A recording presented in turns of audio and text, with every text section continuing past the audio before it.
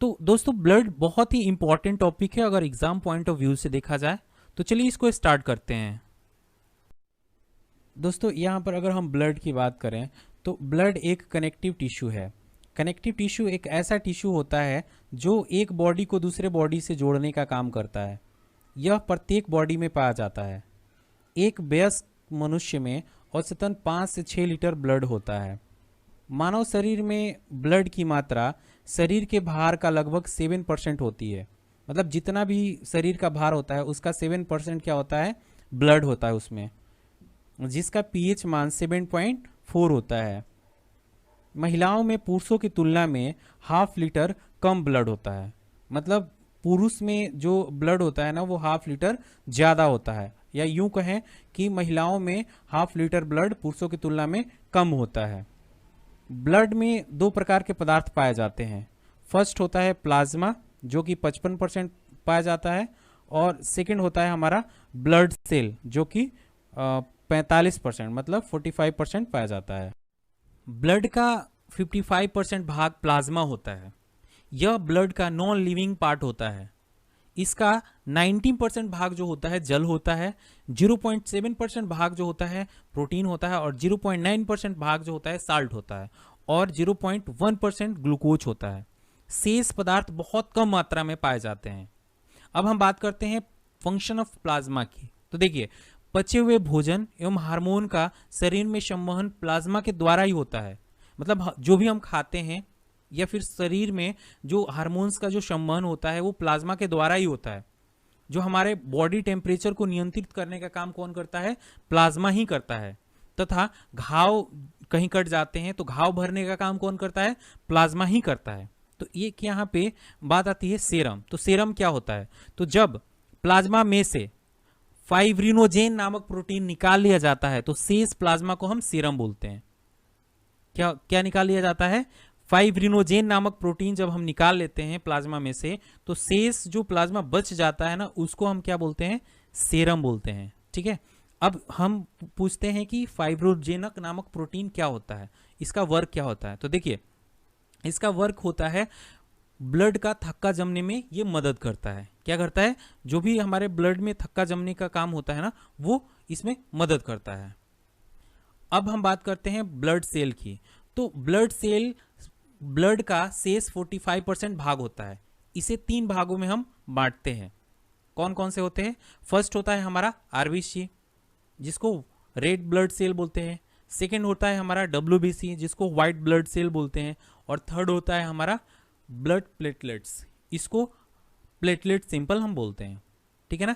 तो जो अगर हम अमाउंट की बात करें तो सबसे ज़्यादा जो होता है ना वो रेड ब्लड सेल होता है हमारे ब्लड में। क्या होता है, रेड ब्लड सेल होता है। उसके बाद क्या होता है, ब्लड प्लेटलेट्स होते हैं हमारे ब्लड में। ठीक है ना। उसके बाद होता है डब्ल्यूबीसी मतलब व्हाइट ब्लड सेल होता है। तो आप देख सकते हैं सबसे ज़्यादा क्या होता है, आरबीसी, उसके बाद क्या होता है प्लेटलेट्स, उसके बाद क्या होता है डब्ल्यूबीसी। मतलब सबसे कम जो होता है ना डब्ल्यूबीसी होता है। तो चलिए एक एक करके इसको समझते हैं। सबसे पहले हम पढ़ेंगे आरबीसी, उसके बाद डब्ल्यूबीसी, उसके बाद हम प्लेटलेट्स की बात करेंगे, फिर उसके बाद हम बात करेंगे वर्क के कार्य क्या होते हैं। ठीक है, चलिए 1 बाय 1 करके पढ़ते हैं। तो यहाँ पे हम बात करते हैं आरबीसी की, मतलब रेड ब्लड सेल की। तो देखिए, आरबीसी का जो निर्माण होता है ना वो बोन मैरो में होता है। कहाँ पर होता है, बोन मैरो में होता है। और इसकी मृत्यु जो होती है लीवर और स्प्लीन में होती है। कहाँ पर होती है, लीवर और स्प्लीन में होती है। ठीक है, इसलिए इसको हम क्या बोलते हैं, आरबीसी का कब्रिस्तान भी इसको हम बोलते हैं। ठीक है, protein, vitamin B12 and folic acid का निर्माण में सहायक होता है। जो आरबीसी है ना, आरबीसी वो प्रोटीन, विटामिन B12 और फोलिक एसिड के निर्माण में बहुत सहायक होता है। ठीक है, अब आरबीसी में केंद्रक नहीं पाया जाता है। जैसे एक अपवाद है इनमें, कैमल और लामा। कैमल और लामा के आरबीसी में क्या पाया जाता है, केंद्रक पाया जाता है। इसका जीवन काल, मतलब आरबीसी का जो जीवन काल होता है ना वो 20 से 120 डेज का होता है। ठीक है, एक नोट है, क्या नोट है कि भ्रूण अवस्था में इसका निर्माण लीवर तथा स्प्लीन में होता है। जब भ्रूण अवस्था में होते हैं, छोटे अवस्था में होते हैं तो इनका निर्माण लीवर तथा स्प्लीन में होता है। इसमें हीमोग्लोबिन नामक प्रोटीन पाया जाता है जिसके कारण ब्लड का रंग लाल होता है। किसके वजह से होता है? हीमोग्लोबिन की वजह से आरबीसी का कलर क्या होता है, मतलब ब्लड का कलर क्या होता है? रेड होता है। ठीक है ना। ग्लोबिन युक्त प्रोटीन जो ऑक्सीजन एवं कार्बन डाइऑक्साइड की संयोग करने की क्षमता रखता है। ठीक है ना। हीमोग्लोबिन में पाए जाने वाला आयरन कंपाउंड को हम क्या बोलते हैं? हीमैटिन बोलते हैं। क्या बोलते हैं? हीमैटिन बोलते हैं। अब हम बात करते हैं आरबीसी के फंक्शंस की। तो शरीर के हर सेल में ऑक्सीजन पहुंचाने तथा कार्बन डाइऑक्साइड को वापस लाने का काम आरबीसी का ही होता है। ठीक है।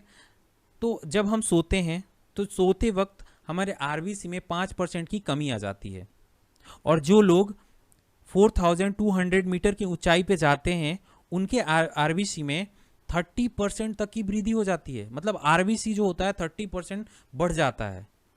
ठीक है। तो आरबीसी की जो संख्या होती है उसको हम कैसे मापते हैं? तो आरबीसी की संख्या हीमोसाइटोमीटर से मापते हैं। किसे?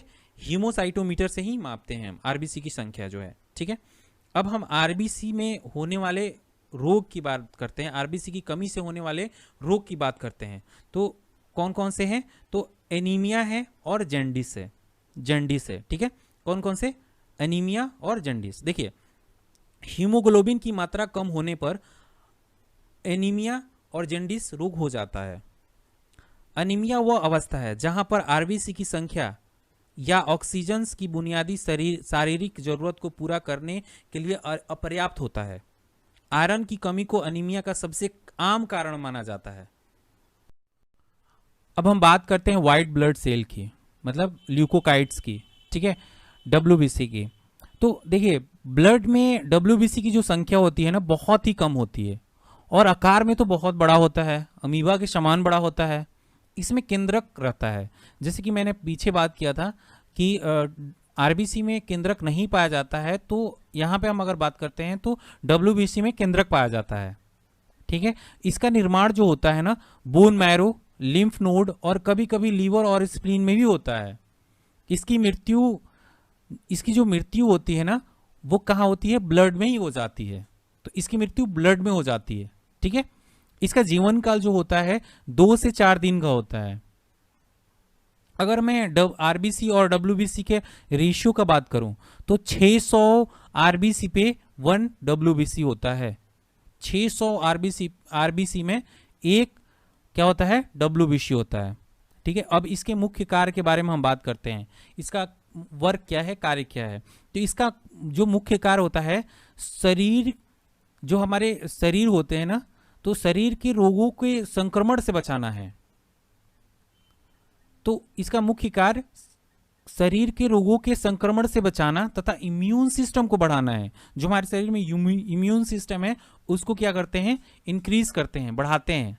ठीक है। यदि बाहर से किसी रोग के कीड़े हमारे शरीर में घुस जाते हैं तो इसके इर्द गिर्द घेरा डालकर ये उसको नष्ट कर डालता है। मतलब डब्ल्यूबीसी क्या करता है?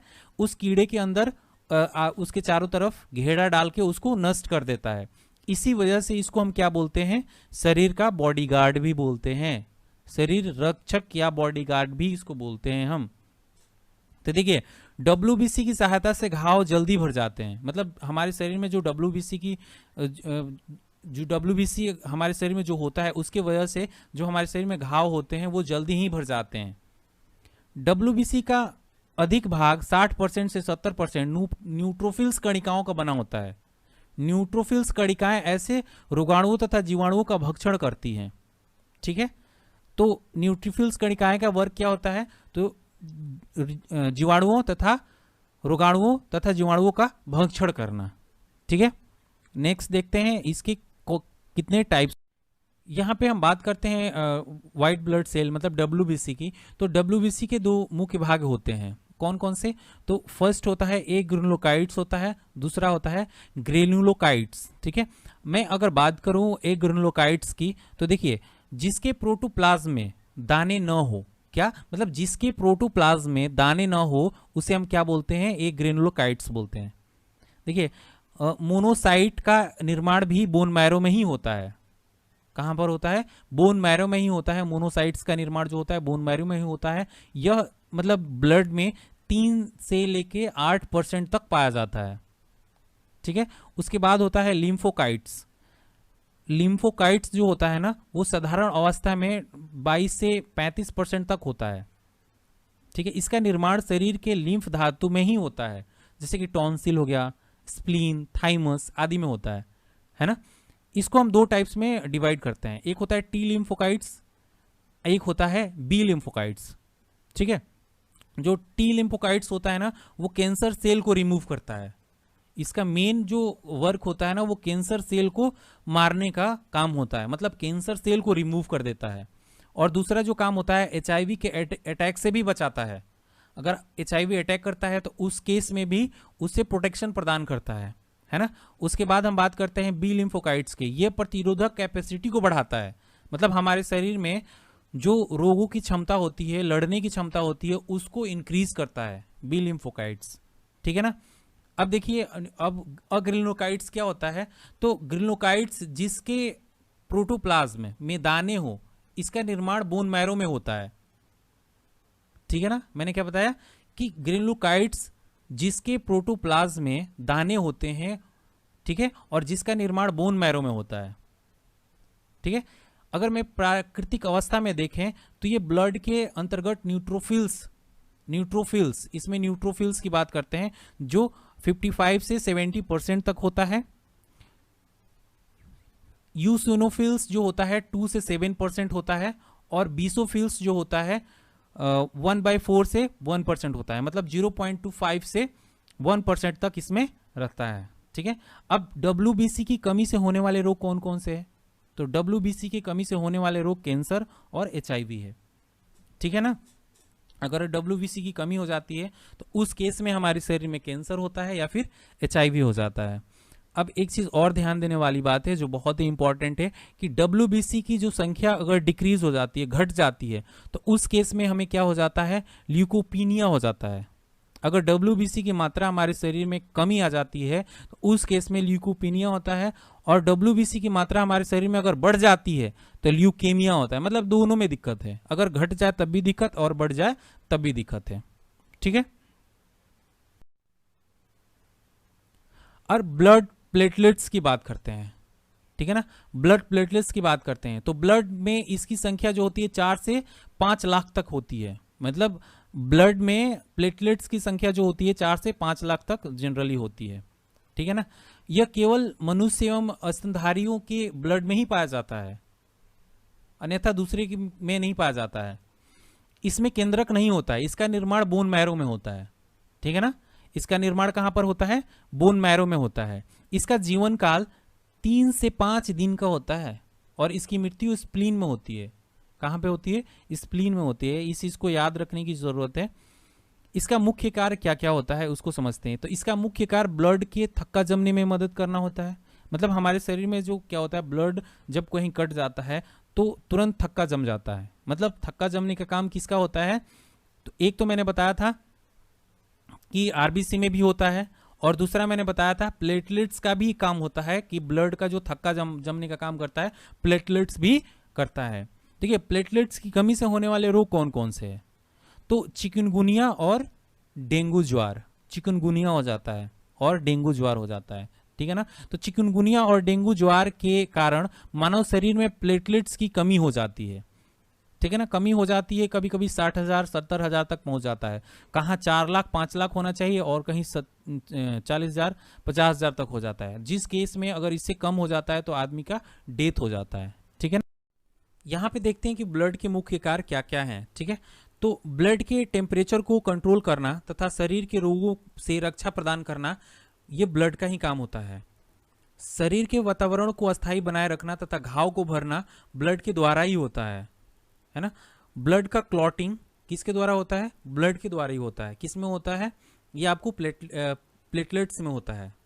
ठीक है ना, तो देखिए हमने जैसे बताया था कि शरीर के हर सेल में ऑक्सीजन पहुंचाने तथा कार्बन डाइऑक्साइड को वापस लाने का काम ब्लड का ही होता है। ये किस में होता है? ये आरबीसी में होता है। CO2, O2, पचा हुआ भोजन एवं हार्मोन का संवहन कौन करता है? ब्लड के द्वारा ही होता है। मतलब ब्लड ही करता है इस काम को। विभिन्न अंगों में सहयोग स्थापित करने का काम ब्लड के द्वारा ही होता है। मानव शरीर में ब्लड हेपेरिन की उपस्थिति में नहीं जमता है। अगर हेपेरिन नहीं हो तो फिर ब्लड क्या हो जाएगा, जम जाएगा।